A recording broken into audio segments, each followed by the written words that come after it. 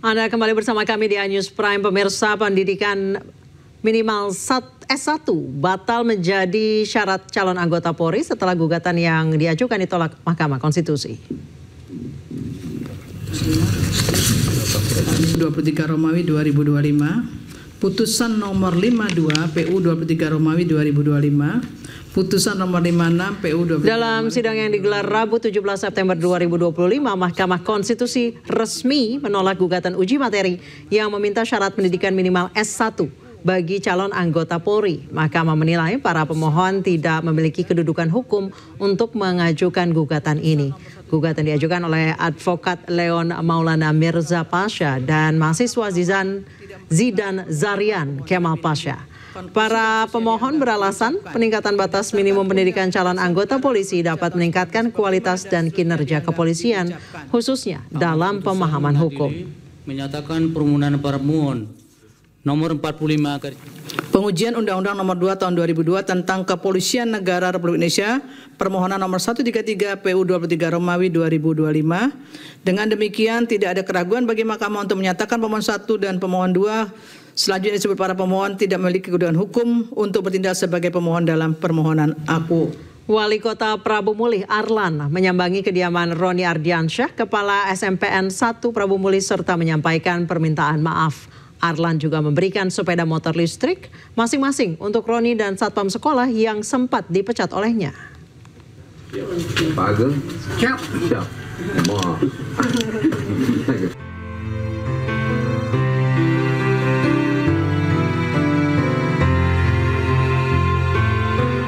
Usai meminta maaf secara langsung, Wali Kota Prabu Mulih Arlan berpelukan dengan Roni Ardiansyah, Kepala SMPN 1 Prabu Mulih, serta Satpam Sekolah Ageng Wintoro. Momen hangat itu terjadi di kediaman Kepala Sekolah Roni yang dikunjungi khusus oleh Wali Kota Arlan pada Rabu kemarin. Dalam momen itu, Wali Kota Arlan juga menegaskan bahwa mutasi Kepala Sekolah Roni dan Satpam Ageng dari SMPN 1 Prabu Mulih belum pernah dilakukan karena tidak ada surat keputusan resmi terkait pemindahan keduanya. Sementara Kepala Sekolah Roni menyatakan telah memaafkan Wali Kota Arlan serta menjadikannya pelajaran penting dan sebagai motivasi untuk bekerja lebih baik lagi. Dikunjungi oleh Bapak Wali Kota Prabu Mulih beserta rombongan dengan niat baik beliau menyampaikan permohonan maaf atas kejadian dalam beberapa hari ini. Insya Allah dengan ikhlas juga saya sebagai makhluk Tuhan dengan segala kelemahan memaafkan, dan insya Allah ini juga akan menjadi motivasi saya ke depan untuk lebih baik lagi. Tidak hanya meminta maaf, Arlan juga membawa hadiah motor listrik masing-masing untuk Kepala Sekolah Roni dan Satpam Sekolah Ageng untuk digunakan dalam kegiatan sehari-hari. Dengan demikian, Wali Kota Arlan dan Satpam Ageng tetap bertugas di SMPN 1 Prabu Mulih.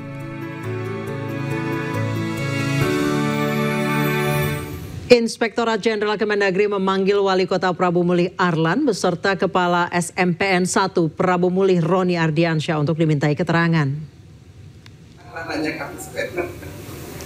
Pemeriksaan dilakukan secara tertutup dan berlangsung selama kurang lebih 8 jam.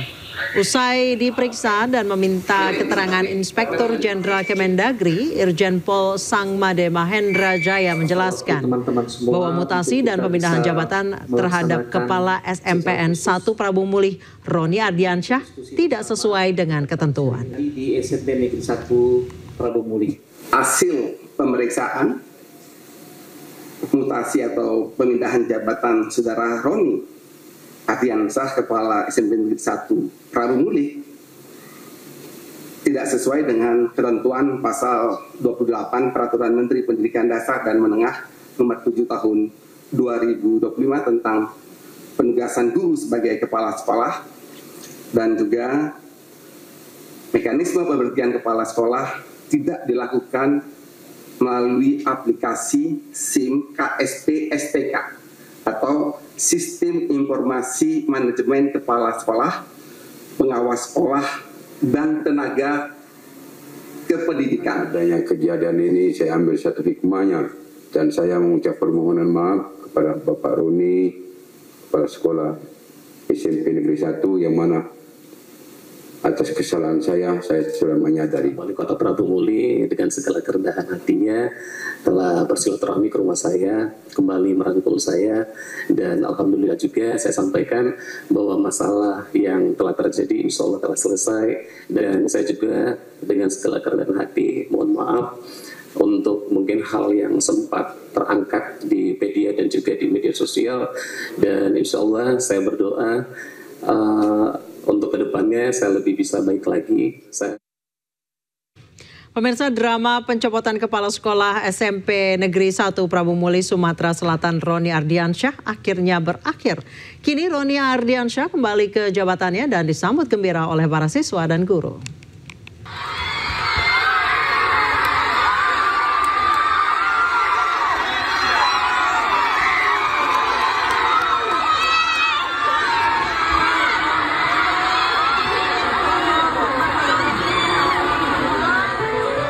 Roni Ardiansyah disambut meriah para siswa dan sesama guru saat tiba di SMP Negeri 1 Prabu Muli, Sumatera Selatan.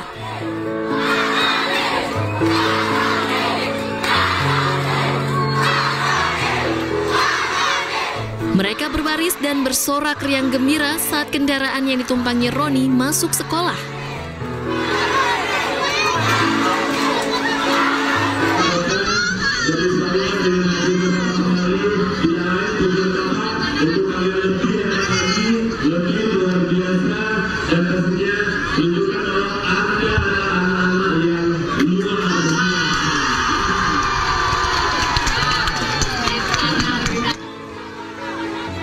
Roni Ardiansyah kembali diposisikan sebagai Kepala Sekolah SMP Negeri 1 Prabu Muli, Sumatera Selatan. Setelah viral dimutasi gara-gara menegur anak kepala daerah setempat yang membawa mobil sendiri ke sekolah.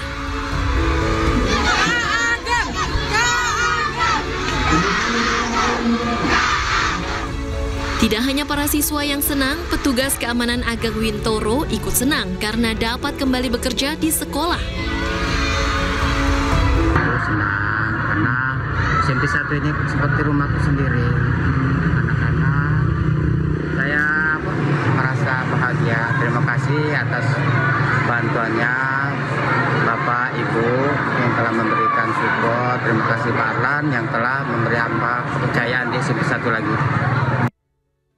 Para siswa tak menduga kepala sekolah yang sebelumnya sudah melakukan serah terima jabatan untuk diganti dapat kembali memimpin SMP Negeri 1 Prabu Muli. Dari Prabu Muli, Sumatera Selatan, Berry Brima, iNews melaporkan. Ribuan orang turun ke jalan di kota pelabuhan utama Perancis pada hari Kamis waktu setempat untuk memprotes rencana pemotongan anggaran. Rekaman drone menunjukkan para pekerja serikat dari sektor swasta dan publik berbaris di Marseille sambil membakar suar. Menurut laporan media lokal, para pengunjuk rasa memblokir pabrik senjata Eurolinks di kota tersebut, sementara para mahasiswa menutup pintu masuk Le Thiers di pusat kota Marseille. Kepolisian Prancis memperkirakan gelombang protes nasional lainnya terhadap pemotongan anggaran dan reformasi pensiun. Pekan lalu protes dan bentrokan berdarah meletus di beberapa kota di Prancis. Pihak berwenang mengerahkan 80.000 petugas polisi di seluruh negeri, termasuk 6.000 di Paris. Pasca tentara Israel mengumumkan dimulainya operasi kereta perang Gideon II, serangan ke seluruh jalur Gaza kian intensif. Warga tidak pernah benar-benar aman dan dipaksa terus lari dari maut yang mengintai.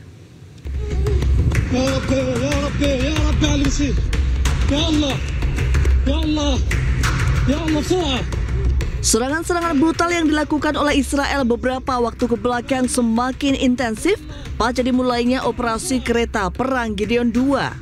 Sebuah video menunjukkan momen seorang pria berlarian bersama anak-anak dan anggota keluarganya saat pesawat Nir Awak atau drone Israel menyerang sekolah Al-Nil di kawasan Tel Al-Hawa, barat kota Gaza. Israel juga menargetkan sekolah Abu Helo di kamp pengungsi Al-Buresh menggunakan rudal. Seorang anak perempuan nampak berlari untuk menyelamatkan diri dari serangan udara tersebut. Tak hanya sekolah, tenda-tenda pengungsi dan permukiman warga, Israel turut menargetkan area sekitar rumah sakit. Warga tak pernah benar-benar aman dan dipaksa terus lari dari maut. Sementara itu, pejuang Palestina menargetkan pasukan dan kendaraan Zionis Israel di kawasan Khan Yunis, Gaza, Palestina. Brigade Al-Quds merilis rekaman saat para pejuang Palestina meluncurkan sejumlah peluru mortir ke pasukan Israel. Mereka menargetkan tentara dan kendaraan militer Israel yang menerobos masuk ke kawasan Khan Yunis, Gaza. Hal ini merupakan bagian dari rangkaian operasi Tongkat Musa sebagai bentuk perlawanan ke Zionis Israel yang terus membombardir kota Gaza. Polisi Zionis Israel menghancurkan 40 rumah Palestina di desa Arab Al-Sir di Gurun Negev. Peristiwa ini memicu bentrokan dengan penduduk yang mencoba melawan operasi tersebut. Dan pemirsa, usai sudah kebersamaan kita dalam iNews Prime hari ini. Temukan informasi-informasi terbaru lainnya di www.inews.id. Dan cuplikan tayangan berita iNews dapat Anda saksikan di kanal YouTube @official iNews. Sesaat lagi rekan saya Gede Satria akan hadir dalam program iNews Malam. Mewakili teman-teman yang bertugas, saya Anisha Dasuki pamit. Sampai jumpa di lain kesempatan.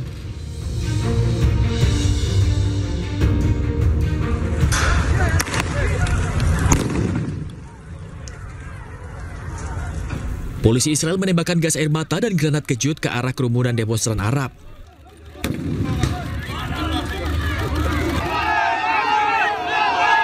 Petugas juga menyerang demonstran dan membakar rumah yang memicu bentrokan. Akibat peristiwa ini sejumlah orang terluka dan lainnya ditangkap polisi Zionis.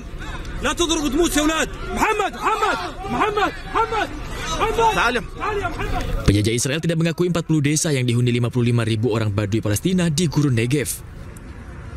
Ada sekitar 1,6 juta orang Arab di Israel yang mencakup sekitar 20% dari populasi negara tersebut.